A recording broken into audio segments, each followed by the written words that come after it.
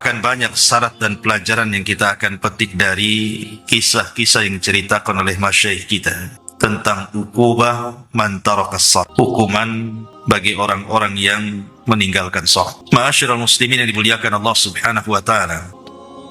Kisah ini kebanyakan berasal dari para pemandi jenazah. Pertama, seorang syekh bercerita tentang seorang gadis namanya Maria. Gadis ini sangat cantik, bahkan memiliki kulit yang sangat putih sekali. Akan tetapi kecantikan dan keputihannya memfitnah manusia. Semasa dia sekolah, mungkin setingkat aliyah, SMA mungkin di tempat kita, dia sudah terbiasa meninggalkan sholat. Sama sekali tidak mau melaksanakan sholat. Padahal orang tuanya terus membimbing anak ini untuk sholat. Tapi Allah Subhanahu wa ta'ala takdirkan memang terkadang anak itu menjadi fitnah bagi orang tuanya. Sampai akhirnya dia masuk perguruan tinggi. Di semester pertama, kedua, ketiga pun tidak sadar juga. Bahkan celakanya dia banyak memfitnah kalangan laki-laki. Akhirnya terjerumuslah kepada pergaulan bebas. Begitulah awal dari meninggalkan sholat, pasti akan mengundang kepada fahsya dan mungkar. Orang kalau sudah meninggalkan sholat itu pasti akan melakukan fahsya, keburukan dan kemungkaran. Karena Allah Subhanahu wa taala mengatakan innas salata tanha 'anil fahsya'i wal munkar. Jadi satu hari anak gadis ini diajak kawannya menggunakan kendaraan mobil. Allah takdirkan kecelakaan. Nah, kemudian setelah terjadi kecelakaan ini, kawannya selamat, tapi dia tidak selamat. Dia pun dibawa ke mustasfa, ke rumah sakit. Dan subhanallah, nyawanya tidak tertolong. Orang tuanya baru dihabari anaknya mengalami kecelakaan dan masuk rumah sakit itu setelah 2 hari koma. Akhirnya kemudian setelah tahu orang tuanya, datanglah kedua orang tuanya ke rumah sakit tersebut. Saat masih ada nazar, masih ada ruh, ibunya berusaha untuk membacakan Al-Quran, meruqyah dia. Boleh jadi dengan sebab itu bisa mengurangi kematiannya.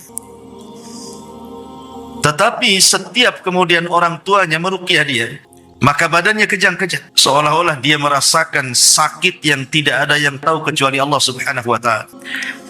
Dan di akhir hayatnya, dia pun tidak mengucapkan satu patah kata pun, padahal orang tuanya sudah berusaha mentalkin.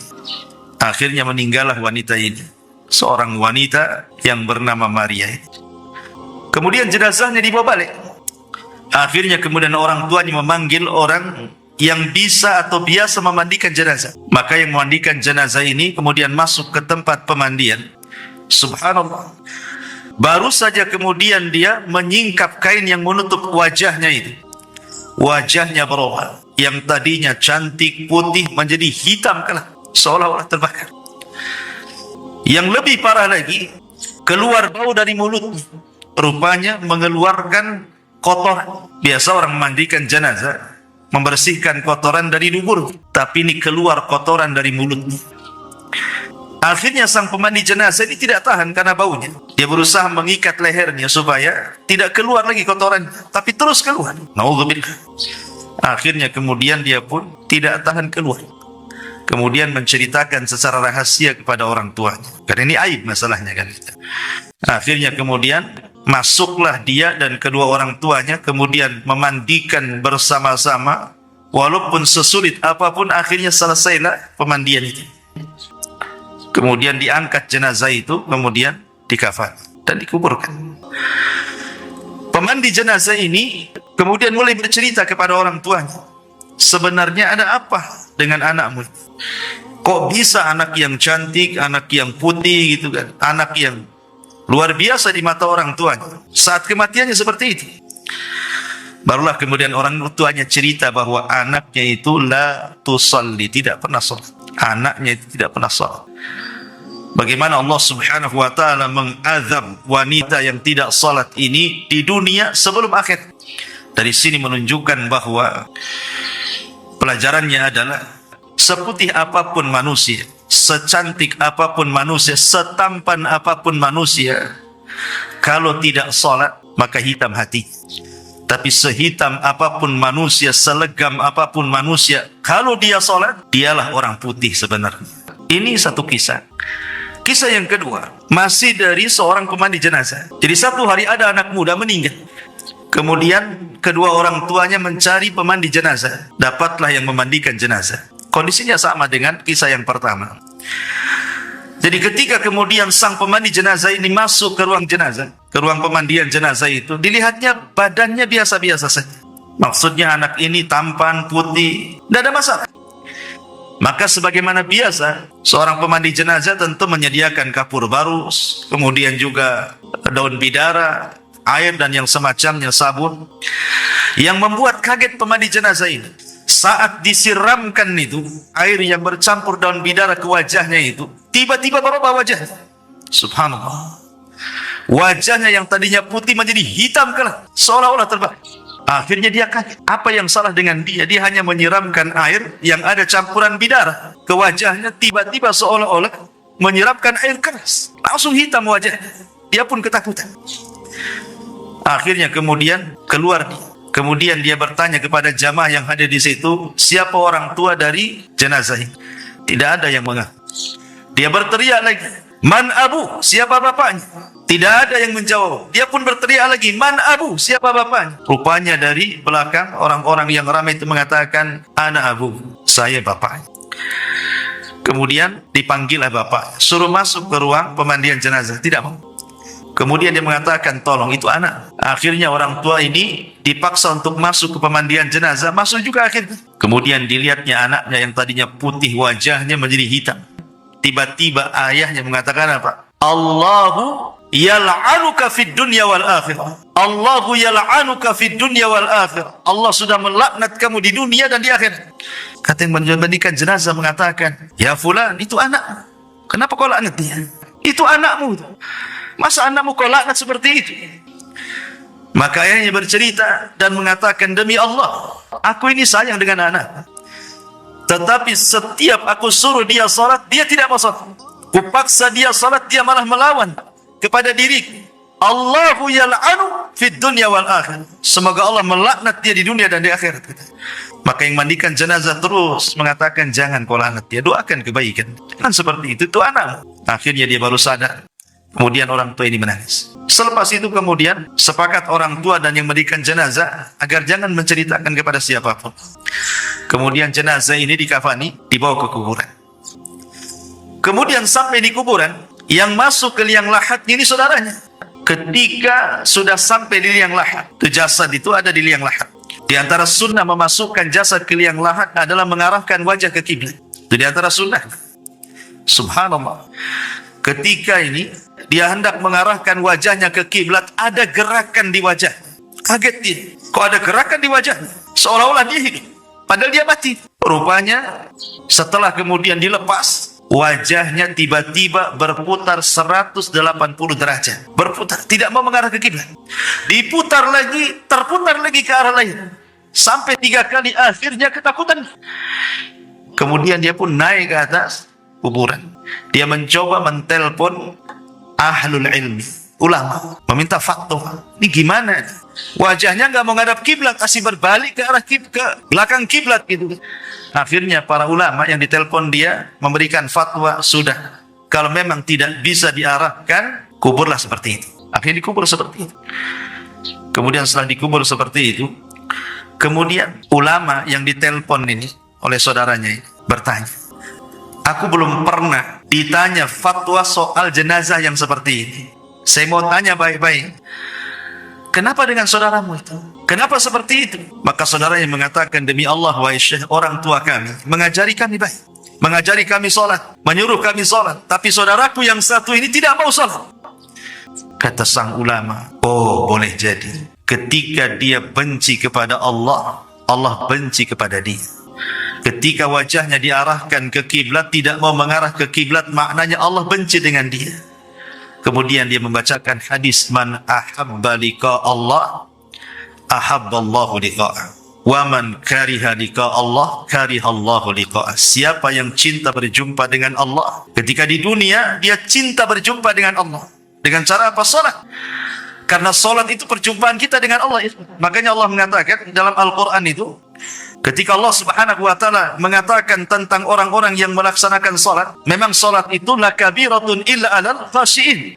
Siapa orang-orang khasyi' ini? Allah katakan, alladzina yadhunnuna annahum mulaqu rabbihim. Orang-orang yang mereka yakin dia sedang berjumpa dengan Allah. Jadi orang yang sedang salat itu hakikatnya sedang berjumpa, berdialog dengan Allah.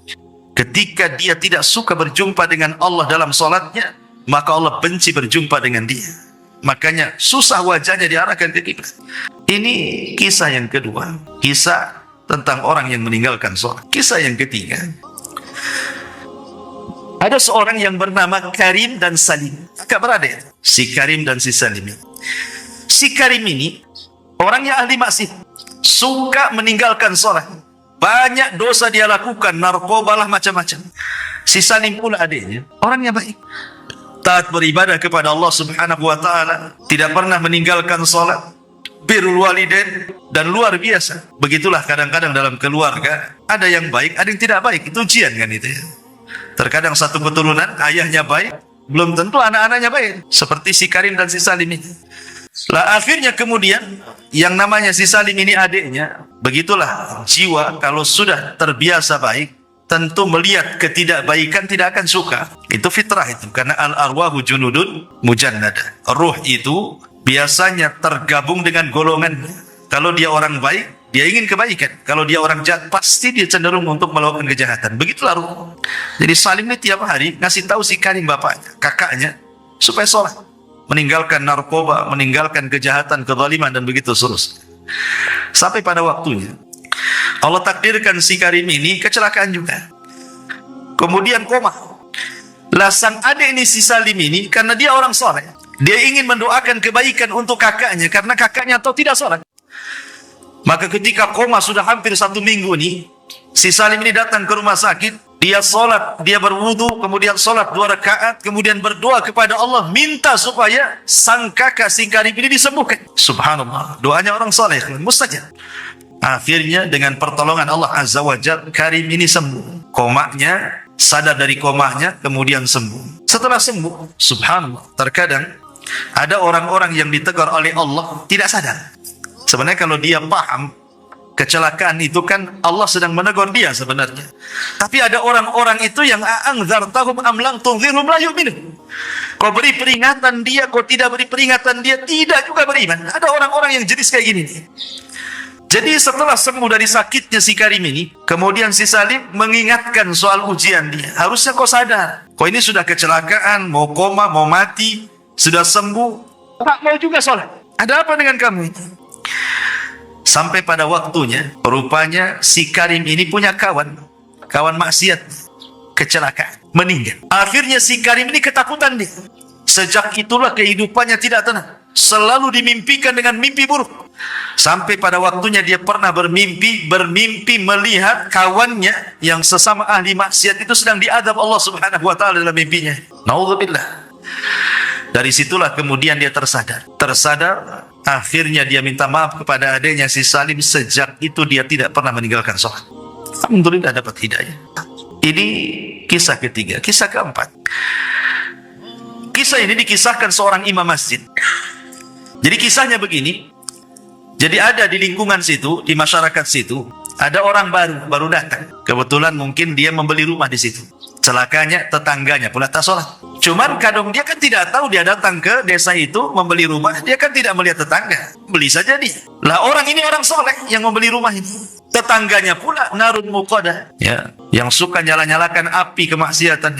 Jadi ketika dia sholat ke masjid, imamnya kan heran karena orang baru kan. Kata imam, kau dari mana? Dia mengatakan, saya dari desa ini itu, saya ke sini beli rumah di sini. Kata imam, celaka engkau katanya. Kenapa aku celaka? Celaka, kau punya tetangga narun muqadah katanya. Kau punya tetangga narun muqadah, orang yang suka menyala-nyalakan api maksiat. Lah kenapa dengan dia emangnya? Ya fulan, tetanggamu itu tidak pernah sholat selamanya. Lihat, orang-orang sana itu kadang-kadang masalah-masalah seperti ini kan menjadi sebuah perbincangan gitu ya. Kalau kita punya tetangga nggak sholat, mana pedulian tuh. Sholat nggak sholat terserah dia lah kan gitu ya. Tapi di sana di Saudi masihlah peduli dengan orang-orang kayak gini. Jadi dia mengatakan, manusia di sini, maksudnya orang satu desa di sini, melaknat dia katanya, karena dia tidak sholat. Belum lagi dia banyak melakukan kezaliman dan kemaksiatan. Itulah berawal dari tidak sholat, akhirnya melahirkan dosa-dosa yang lain. Tapi kemudian Orang soleh ini yang baru datang beli rumah ini, dia mengatakan, boleh jadi Allah subhanahu wa ta'ala memberikan hidayah kepadanya. Pulang dia, karena baru 1 hari tinggal di situ. Ditengoknya tetangganya sedang duduk di depan rumahnya, di atabatil bab. Akhirnya dia pun mengucapkan salam, Assalamualaikum, katanya. Kata tetangganya, Waalaikumsalam. Kemudian dia mengatakan, Masya Allah, Barakallahu fiik, katanya. Dipujinya, demi Allah aku baru berkeliling desa di sini, semua manusia memujimu. Semua manusia memujimu, katanya. Sampai imam masjid tidak menyebutkan kecuali kebaikan kepadamu, wahai fulan, katanya. Padahal sebaliknya. Akhirnya dia mengatakan, yang benar saja, iya, saya ini orang baru di sini. Saya baru keliling, saya ketemu orang-orang di masjid-masjid, subhanallah. Ketika saya bilang saya tinggal di sini bertetangga dengan kamu, semua manusia mengatakan kau ini orang baik, katanya. Subhanallah. Ambil hati. Akhirnya dia mengatakan, karena engkau adalah tetanggaku yang baik, boleh jadi aku bisa jadi contoh engkau. Bagaimana kalau nanti malam kau makan di rumahku? Akhirnya kemudian dikasih hidangan yang enak nih orang baru, orang baik. Kasih makan enak. Habis dikasih makan enak, kemudian besoknya dia belikan hadiah yang sangat mahal, dikasihkan ke tetangganya, dan mengatakan, mudah-mudahan hadiah ini sebagai imbalan aku ingin menirumu. Ambil hadiah ini. Setelah orang ini dapat hadiah, dia pun merenung dalam rumahnya. Merenung serenung-renungnya gitu kan. Apa betul saya ini orang baik? Kenapa dia ngomong begitu? Sejak itulah ketika waktu subuh, dia terbangun. Melihat tetangga barunya ini ke masjid, dia ikut pula ke masjid. Kemudian dia pun sholat di saf pertama. Imam ini geleng-geleng kepala, karena selama masjid itu terbangun sampai hari itu, itulah sholat fajar pertama dia. Sholat fajar pertama dia. Ketika dia melirik kepada orang baru, senyum-senyum saja orang baru ini. Kata imam, ya fulan, kau apakan orang ini? Kau sihir dia? Dia tidak pernah melangkahkan kaki ke masjid. Macam mana dia bisa tegak di saf pertama pula kan itu? Ada apa dengan kamu? Kata. Kau apakan dia? Kata. Dia mengatakan, tidak ada apa-apa. Saya hanya berkunjung ke rumahnya, kemudian saya ajak makan di rumah, aku kasih hadiah, hanya itu saja. Rupanya Allah berikan hidayah kepada dia. Satu masjid bertakbir, Allahu Akbar, katanya. Gara-gara orang ini, subhanallah. Ini kisah ikhwatu fiddin, muliakan Allah Azza wa Jalla. Terlepas kisah ini nyata ataupun tidak nyata, saya mendengar dari YouTube gitu, para masyayikh menceritakan. Tapi yang jelas bahwa orang yang meninggalkan sholat ini sangat bahaya sekali. Umar bin Khattab radhiyallahu an, saat menjadi khalifah, dia banyak mengirim surat hampir ke semua wilayah kekuasaan. Yang pertama Umar tulis adalah perhatian manusia tentang sholat. Umar ini pertama dia berkuasa, kemudian Islam berjaya di zamannya, kemudian menyebar Islam ke seantero daerah di mana-mana. Umar pertama kali menyurati daerah-daerah itu mengingatkan soal sholat. Kata Umar bin Khattab radhiyallahu an, ihfadhu as-salata fala tudayyi'uha. Jaga oleh kalian salat, jangan kalian lalaikan salat itu. Kalau kalian ingin berada dalam lindungan Allah Azza wa Jalla.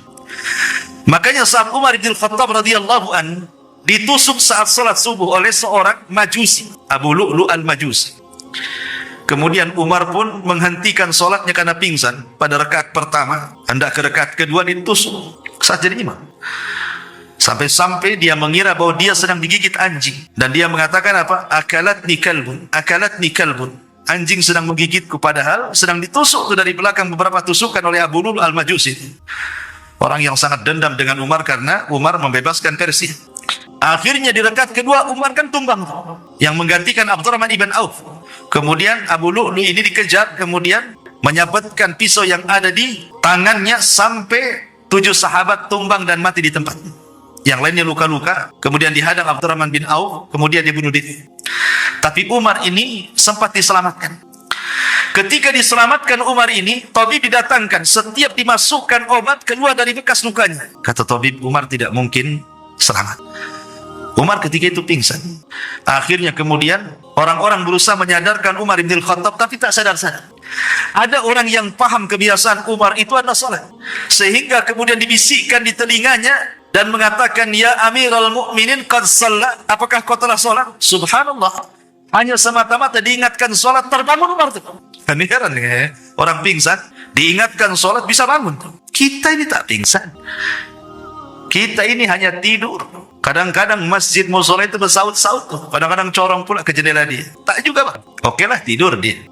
Yang nggak tidur loh, yang hidup di jalan-jalan itu, suara azan lah, saut-sautan sana sini pun sudah mati hatinya, tak tergerak juga. Umar ini sedang pingsan, diingatkan sholat, terbangun dia dan mengatakan, Allahu qad shallait, katanya. Demi Allah, aku tadi perasaan sudah sholat, katanya. Ada seorang sahabat namanya Musawwar ibn Mahrama. Musawwar ibn Mahrama ini kemudian menceritakan tentang kisah. Maka Umar ketika mendengar bagaimana kisah dia tadi ditusuk di masjid, dibawa ke sini kemari, maka Umar bin Khattab radhiyallahu anhu kemudian mengatakan kepada Musawwar ibn Mahrama, la hadda fil Islam liman taraka shalah. Tidak ada bagian dalam Islam bagi orang yang meninggalkan salat. Artinya orang yang meninggalkan salat itu tidak layak dimandikan, tidak layak dikafankan, tidak layak disolatkan, tidak layak dikuburkan di kuburan kaum muslimin. Karena orang yang tidak salat itu kafir. Rasul yang mengatakan gitu, al-ahdu bainana wa bainahumus shalah faman tarakaha faqad kafar. Perbedaan kita dengan orang kafir itu di salat. Siapa yang meninggalkan salat, kafir dia. Makanya Syekhul Islam Ibn Taimiyah rahimahullahu ta'ala menukilkan ijma, konsensus ulama, kesepakatan ulama, man taraka salata jumlatan faqad kafara ijma'an. Siapa yang meninggalkan salat secara jumlah, maknanya lebih banyak meninggalkan dibandingkan melakukan, kafir secara ijma' ulama. Tidak ada khilaf. Yang menjadi khilaf ulama tentang orang meninggalkan salat, apakah dia kafir atau tidak, itu yang meninggalkan sekali-kali. Dia salat, tapi meninggalkan sekali-kali. Apakah orang yang meninggalkan sekali-kali ini kafir atau tidak? Disinilah terjadi khilaf ulama. Tapi orang yang meninggalkan salat lebih banyak dibandingkan yang melakukan, kata Ibnu Taimiyah, ijma', sepakat konsensus ulama, kafir, tidak ada khilaf ulama. Tapi kalau yang sekali-kali meninggalkan, di sini khilaf ulama. Kata Syekh Albani rahimahullahu taala, lihat meninggalkannya. Kalau meninggalkannya dia kufur dengan kewajibannya, kafir. Tapi kalau meninggalkannya hanya karena malas, hanya karena ada hal-hal yang menjadikan dia tidak sholat, ini tidak kafir, hanya fasik saja. Walaupun sebagian ulama lebih besar atau jumhur lah mengatakan tetap kafir. Orang meninggalkan sholat walaupun sekali dua kali, dia harus syahadat lagi. Kenapa? Karena tidak ada satu dosa di mata para sahabat kalau meninggalkan bisa kufur kecuali sholat. Tidak ada satu dosa yang kalau ditinggalkan bisa kufur di mata para sahabat kecuali sholat. Artinya yang meninggalkan sekali-kali saja dikhilafkan tuh, apakah dia kafir atau tidak, kan? Bagaimana orang yang meninggalkan sholat secara jumlah, apalagi secara keseluruhan tidak sholat sama sekali. Ingat satu kisah yang pernah saya kisahkan waktu khutbah Jumat. Ketika ada seorang ibu menceritakan soal anaknya, kan? Anaknya dari kecil sampai remaja sampai dewasa tidak pernah senang hidupnya. Tidak saja masalah. Entah masalah di pekerjaannya, entah masalah di kesehatannya, entah masalah di perjodohannya. Pokoknya banyak masalah. Sampai akhirnya anaknya terbaring, kaku, kena stroke, tidak bisa apapun. Sehingga ibunya, namanya ibu, kasihan dengan anak, berusaha meminta fatwa kepada ulama. Dan mengatakan, ya Syekh, ada apa dengan anak saya? Apakah anak saya tersihir dari kecil? Sehingga hidupnya saya lihat tidak pernah senang. Apakah anakku mashhur disihir? Kata Syekh, tidak langsung mengiyakan. Dia hanya mengatakan, apa anakmu sholat? Disinilah jawabannya. Kata ibunya, anakku tidak pernah sholat. Kata Syekh, itulah masalahnya. Kenapa anakmu tidak pernah senang dari kecil, remaja, sampai dewasa? Karena anakmu tidak sholat. Kemudian Syekh menceritakan, kenapa anakmu tidak sholat sehingga tidak pernah merasakan kesenangan hidup? Ingat, sholat itu adalah tali yang menghubungkan kita dengan Allah. Makanya sholat disebut sholat, diambil dari kata silah. Silah itu artinya hubungan. Hubungan antara kita dengan Allah. Makanya disebut sholat. Karena sholat itu kita sedang berhubungan dengan Allah. Ketika tali penghubung kita dengan Allah terputus, artinya terputus juga perlindungan Allah dengan hamba. Ketika perlindungan Allah terputus dengan hambanya, maka Allah akan menjauh darinya, tidak akan memberikan pertolongan kepadanya, tidak akan melindungi dia, dan Allah akan banyak menimpakan musibah kepadanya. Kemudian kata Syekh ini, coba bu bayangkan, kalau anakmu tidak sholat, kemudian dia terbangun di pagi hari, dia meninggalkan sholat subuh, berarti anakmu terbangun dalam kondisi dilaknat Allah dan dilaknat semua manusia. Kemudian duhur tidak sholat, dilaknat lagi siang. Kemudian asar tidak sholat, dilaknat lagi sorenya. Kemudian maghrib tidak sholat, dilaknat lagi maghribnya. Kemudian isya pula tidak sholat, dilaknat pula dia malamnya. Mulai dari terbangun dilaknat sampai dia tidur dilaknat. Macam mana anakmu akan mendapatkan rahmat sementara dia dilaknat 5 kali sehari oleh Allah Azza wa Jalla? Kalau ingin anakmu mendapatkan rahmat Allah, kasih sayang Allah, diberikan kesenangan dan ketenangan, suruh dia sholat. Itu jawaban Syekh. Subhanallah. Maka dari sini saya nasihatkan siapapun yang sampai hari ini meninggalkan sholat, ingat bahwa Allah Subhanahu wa ta'ala ketika berkisah ataupun bicara soal sholat di dalam Al-Quranul Karim, sholat itu sebuah kewajiban yang diwajibkan secara mutlak, beda dengan ibadah yang lain. Dia tidak bisa ditinggalkan dalam kondisi apapun. Dalam kondisi perang sekalipun tidak bisa ditinggalkan. Makanya ada istilah sholat khauf.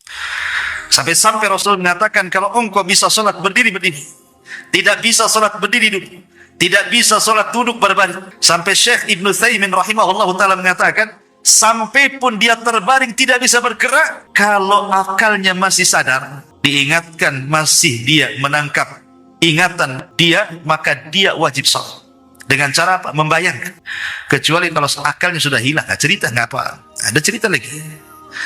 Tapi kalau akalnya masih bersarang di otaknya dan diingatkan dia masih ingat, sholat. Sampai seperti itu. Karena sholat itu kewajiban mutlak masalah. Tidak bisa ditinggalkan dalam kondisi apapun.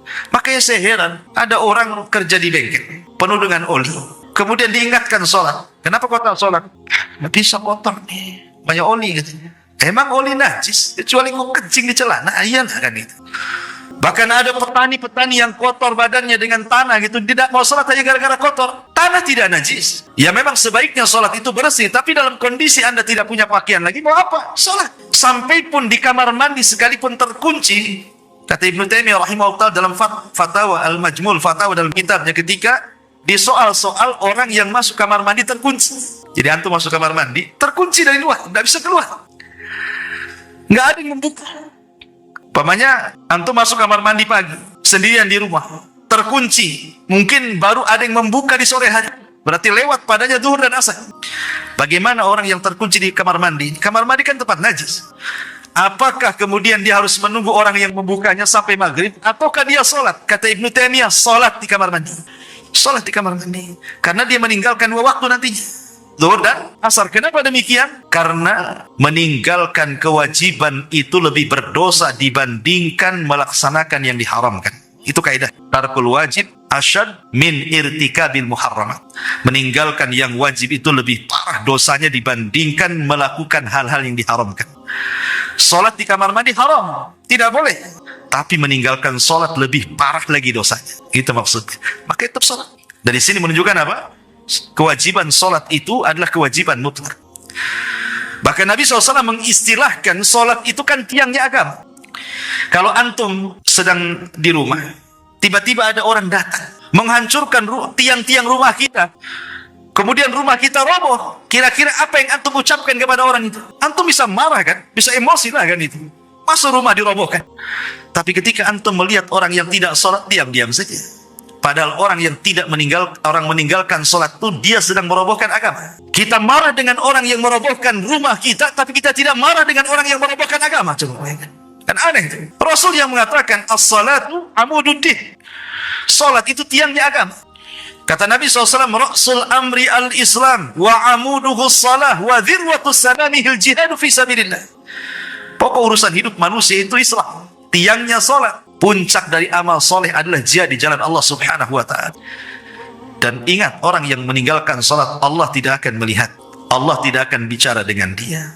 Allah tidak akan membersihkannya. Hilang cahaya di wajahnya. Terputus dengan langit. Tidak ada hubungan lagi dengan Allah Subhanahu wa ta'ala. Kalau dia mati, sekali lagi saya ulangi, tidak disolatkan, tidak dimandikan, tidak dikafankan, tidak dikuburkan di kuburan kaum muslimin. Bahkan kalaupun dia hidup, dia tidak boleh masuk Mekah dan Madinah.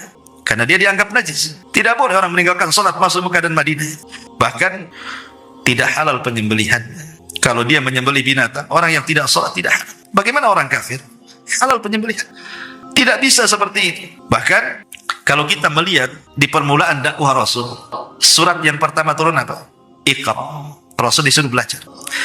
Kemudian surat setelahnya Al-Mudaththir dan Al-Muzammil. Muzammil itu perintah salat, walaupun salat sunnah. Kemudian setelah itu turun surah Al-Fatihah.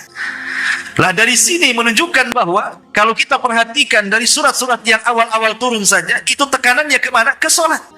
Ya, karena turun surah Iqra, kemudian Mudaththir, kemudian Muzammil, kemudian surah Al-Fatihah turun. Karena dalam salat itu kan tidak bisa seseorang itu sah kecuali membaca surah Al-Fatihah. Kalau surat-surat yang lain itu boleh dibaca, boleh tidak, sunnah hukumnya. Tapi Fatihah tidak bisa ditinggalkan. Makanya kenapa kemudian permasalahan salat ini permasalahan yang serius dalam Islam? Karena dialah yang menjadikan kejayaan Islam itu sendiri. Ingat Imam Mahdi kelak di akhir zaman, dalam hadis yang panjang sekali soal turunnya Isa bin Maryam. Ketika pasukan Dajjal itu mengepung pasukan Imam Mahdi di Bukit Tursin, pasukan Imam Mahdi dan kaum muslimin tidak sanggup melawan Dajjal. Sehingga kepala kerbau lebih berharga dibandingkan uang dinar dan dirham. Karena mereka kelaparan masalahnya.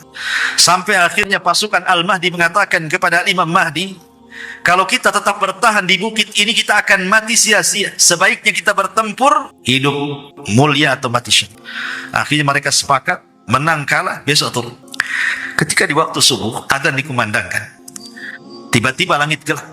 Kemudian dari langit ada cahaya, rupanya Isa bin Maryam turun diapit 2 malaikat. Kemudian menemui kaum muslimin yang ada di bukit itu.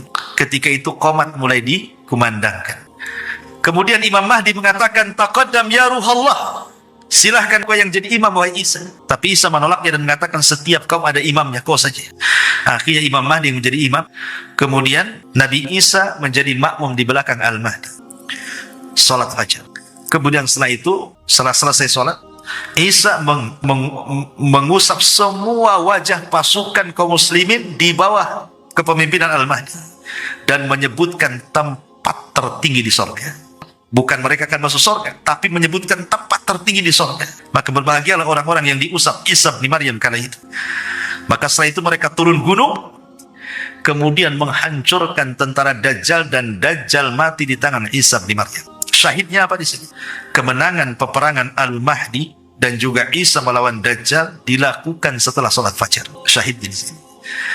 Makanya ada seorang jenderal Israel dimuat dalam majalah. Dia mengatakan kalau seandainya sholat subuh di Palestina itu sebanyak sholat Jumat, kalau setiap masjid di Palestina sholat subuhnya sebanyak sholat Jumat, Israel akan tumbang dengan sendiri karena kekuatan ada di situ. Artinya, kalau kita cerita tentang kekuatan-kekuatan Islam, Islam harus jaya, Islam harus kuat. Kalau masjidnya kosong, menghayal Anda. Kekuatan itu ada di masjid. Makanya, kata ulama mengatakan, kalau seandainya manusia itu bisa mereka merekatkan kekuatan dalam masjid, itulah kekuatan yang hakiki umat Islam. Karena mereka sedang menyambung hubungan mereka dengan Allah. Disitulah Allah memberikan pertolongan. Jadi, sholat ini perkara yang sangat penting sekali. Jadi saya nasihatkan kepada siapapun yang mendirikan sholat, bertobatlah kepada Allah Subhanahu wa ta'ala, karena hukumannya di dunia ada sendiri, di kuburan ada sendiri, di padang mahsyar ada sendiri, bahkan di neraka disediakan satu neraka yang disebut dengan sakor. Masalakakum fi sakor. Kenapa kalian bisa masuk neraka sakor katanya? Apa jawaban penduduk neraka sakor? Qalu lam naku minal musallin, karena kami tidak salat. Bahkan suatu hari Nabi SAW pernah diperlihatkan satu adab kubur yang mengerikan. Dilihatnya Nabi SAW ada orang yang ditelentangkan. Dia sedang terlentang tuh satu orang. Kemudian di sampingnya ada orang berdiri membawa batu. Kemudian batu itu dibenturkan di kepalanya sampai hancur. Kemudian orang yang membentur batu ini pergi mencari batu lain. Setelah dapat batu lain, datang lagi, kepalanya sudah balik lagi semula. Dibenturkan lagi, cari lagi batu, datang lagi, bentuknya menjadi semula lagi. Subhanallah, kullama nadijat juluduhum badalnahum juludan ghairaha liyadhuqul adab. Setiap dihancurkan kepala mereka, Allah ganti dengan kepala baru. Setiap dihancurkan, Allah ganti dengan kepala baru, sampai merasakan azab Allah. Nabi SAW sampai heran, bertanya kepada Jibril, "Mahadha?" Ada apa dengan orang ini? Maka Jibril memberitahu Nabi SAW, orang ini adalah man nama an salatil maktubah. Dia orang yang tidur saat datang sholat wajib. Setiap datang salat wajib malah tidur. Datang duhur tidur, datang asar tidur, datang maghrib tidur, datang isya tidur. Subhanallah. Ini hukumannya, ini di kuburan. Kalau di dunia jelas. Pasti, saya pastikan orang yang tidak pernah sholat, hidupnya akan kacau dan tidak akan tenang. Kenapa? Karena Aisyah menceritakan, karena Nabi sallallahu alaihi wasallam idza hajabahul amru fazi'a ila shalah. Nabi itu kalau ada kesulitan yang tidak bisa keluar dari situ. Nabi juga manusia, pasti ada kesulitan kan itu. Aisyah radhiyallahu anha mengatakan Nabi itu kalau ditimpa kesulitan yang sangat menyulitkan bagi dia langsung sholat. Jadi untuk memecahkan kesulitan itu adalah sholat. Ya, sholat itulah yang kelak akan mengurai masalah. Makanya ketika Nabi Ibrahim alaihi salatu wassalam ditangkap istrinya oleh Raja Zalim, Raja Fir'aun Mesir, dan hendak kemudian digagahi kehormatannya, Ibrahim sholat. Dia munajat kepada Allah untuk diselamatkan istrinya. Akhirnya istri selamat. Makanya kata para ulama mengatakan bahwa puncak daripada setiap kebingungan, puncak dari setiap permasalahan dunia, karena Anda tidak sholat. Karena Anda tidak sholat. Sampai seorang syekh bercerita, ada pengusaha kaya raya sakaya-kaya, tapi kekayaannya tidak bisa menenangkan hati. Banyak masalah. Masalah anaknya, masalah istrinya, masalah kesehatannya, masalah perusahaan. Padahal kaya. Hidupnya tidak pernah tenang. Jadi dia punya karyawan, orang kulit hitam. Karyawan ini orang kulit hitam. Gajinya paling rendah sendiri di perusahaan. Di antara staf-stafnya, dialah yang paling rendah sendiri penghasilannya, gajinya itu. Tapi dia pandang, dia pula yang paling enjoy kerjanya. Nggak ada beban, nggak ada keluhan, nggak ada apa-apa. Jadi pemilik perusahaan ini heran, memanggil orang berkulit hitam. Kulihat kok tenang-tenang saja hidup, biasa saja kok gaji paling kecil, tapi saya lihat paling banyak tertawa, paling banyak tersenyum, nggak ada beban bagi hidup. Apa rahasiamu? Dia mengatakan, tidak ada apa-apa wahai Tuhan, saya hanya berusaha menjaga 5 waktu sholat. Itulah rahasia ketenangan. Sejak itulah dia meniru orang yang berkulit hitam yang karyawannya. Subhanallah. Disitulah rahasia dibalik keajaiban sholat.